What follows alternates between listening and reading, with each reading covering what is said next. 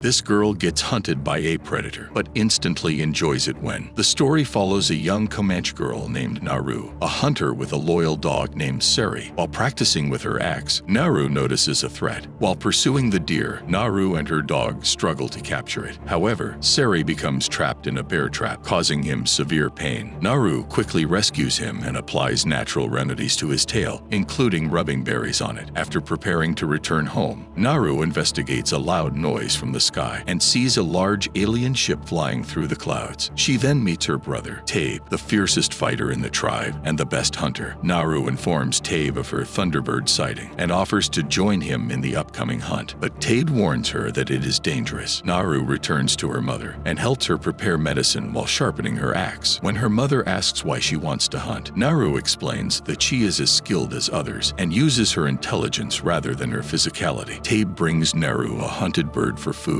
but he is not pleased. A dangerous predator emerges from the ship, displaying advanced weapons such as lasers, thermal vision, and the ability to become invisible. The predator calmly kills a large snake while gathering herbs for medicine in the wilderness. Naru joins the men in the jungle to kill a lion that has captured one of their men, Pui. The men initially refuse to let her join, but when Tabe offers to treat the wounded, they agree. Naru guides them through the jungle using her intelligent brain, and they find Pui in a brutal condition. After a successful rescue mission, Naru saves Pui by providing medications and herbs. However, Tabi insists on hunting the feral lion, instructing the other men to carry him back to camp while he pursues it. Naru is skeptical and asks Tabi to join him, but Tabe declines. Naru suggests placing bait and taking a position on a tree to effectively attack the lion. After a while, she and Paka climb a tree while Tabe places the bait and hides behind some bushes. The plan works, and the lion arrives on the scene, but instead of going after the bait, it lunges towards the duo. At first, the lion kills Paka and slowly starts moving towards Naru. The latter is holding a spear, confident that she can defend herself, but right then she notices the predator. This distracts her momentarily, allowing the lion enough time to strike her and knock her to the ground. Naru wakes up and finds herself back at the village camp. It turns out that her brother saved her from the lion and brought her home. Tabe also arrives with the lion's head. All the villagers are proud of him, so the elders elevate him to the position of war chief. However, Naru remains convinced that there is something else in the forest and wishes to go back. She tells Tabe about it, but the latter dismisses her, stating that she is not prepared to hunt yet. Since no one believes her, Naru decides to take matters into her own hands early the next morning. She, along with her dog, heads to the forest to investigate there. She makes a rope out of wood skins, ties it to her axe, and uses it as a boomerang. With the help of it, she is able to hunt down a rabbit, which she cooks in the forest and eats with Sari. Meanwhile, the predator is watching a wolf which is about to pounce on a small animal. As soon as the wolf catches its prey, the predator attacks and kills it. Invisible 3D slice. On the other hand, Naru continues to move in search of clues about the predator. She arrives at a location where she discovers several dead buffalo with their skins ripped off. Naru is shocked and perplexed as to who could have done this, as buffaloes are regarded as symbols of honor and generosity in their culture. After her investigation is done, she continues her journey until she falls into a swamp. Naru slowly drowns inside, and it appears as if she will suffocate to death. Fortunately, she still has her axe. Boomerang. Using this, she somehow manages to rescue herself. Naru then heads to the nearby river to clean herself up. Meanwhile, Naru discovers a large bear devouring its prey. Normally, even the bravest of villagers would run away from the beast, but Naru has a point to prove. She wants to kill it. Unfortunately, at the last second, her bow breaks, and the bear notices her. Now, with the tables turned, Naru runs for her life and eventually hides beneath a beaver dam. However, the bear, using his incredible sense of smell, tracks her down. It is about to devour her when suddenly the predator arrives at the scene and attacks it. The two beasts then get into a fight, but the bear is eliminated within seconds. Witnessing this, Naru is taken aback, and she immediately swims away to save herself. The predator notices her, but doesn't react. Naru arrives at the shore, where she is approached by Simit from her village. It turns out that after she went missing, Tabe directed his men to look for her. Naru frantically explains to them about what she saw. Predator appears to be watching them from nearby using his advanced technology. He has marked their weapons. Shortly after, the tribe's men hear the predator's roar and notice some movement in the bushes. Scared, they take up their positions, and one of them fires an arrow into the bush, and he slowly moves forward to investigate, only to discover that it is just a rabbit. This cracks up all the men, and they make fun of Naru's fear. 3 lasers point at the man's body, followed followed by metal arrows, killing him instantly. Because of this, the other men start shooting their arrows in random directions, and one of them hits the predator and exposes his real self. Men immediately begin attacking him, but the deadly alien is so powerful that he effortlessly kills the man one after another. During the fight, Naru escapes the area, but the predator kills all the men and pursues her. Naru tries to lose him in the woods, but gets caught in a bear trap. The predator approaches her, but stops when he sees her struggling and in pain, revealing that he does not intend to kill her. After the siblings are taken into the forest and tied up as bait for the invisible alien, Naru assures Tae that the predator does not attack defenseless beings. The predator slowly approaches the men from behind and kills them one by one, making the kills even more sweet. While the massacre continues, Tae finds a horse, while Naru reaches the French hunter's camp to rescue her dog. The translator approaches her with a severed leg, requesting medication and offering to teach her gun skills. Naru provides him medication to decrease his body temperature while studying rifle handling and hearing the predator's terrifying sounds. So Naru immediately hides behind a tree while the translator pretends to be dead. Surprisingly, the predator isn't able to locate the translator because of his low body temperature. This makes Naru realize that he has a weakness after all, but the predator makes up for this rare weakness. With his intelligence, he steps on all the corpses one by one. Most of them do not respond, but when it's the translator's turn, he screams in pain, realizing that the human was only pretending to be dead. The predator kills him in a flash. After this, he spots Sari and aims his laser at it. However, as he is about to shoot, Tae arrives out of nowhere and attacks the predator's head, causing his helmet to fall off. As a result, the laser present in the helmet points and shoots the tree rather than Sari. Seeing this, Naru realizes that the metal arrow is following the laser points rather than the enemy's location. By the time the predator retrieves his helmet, Tae attacks him. The tridesman goes toe-to-toe with him and even manages to land some impressive shots. After becoming invisible, the predator catches Tae off guard and stabs him from behind, murdering him cruelly. Naru watches this unfold right before her eyes, but she doesn't have time to mourn. She flees with her dog immediately. The next morning, she spots one of the surviving French hunters across the river and apprehends him. She severs his leg, preventing him from fleeing, and using him as bait, she then takes the medication, which lowers her body temperature and makes it impossible for the predator to sense her. A while later, the predator arrives as planned and tries to go after the person who set up the bait. As expected, he is unable to locate Naru. Suddenly, she shoots him in the head from behind, takes his helmet, and runs away. She positions the helmet in such a way that the laser can be directed at the predator. Soon he arrives, and Naru jumps onto him and begins tussling. She manages to cut off his hand using his own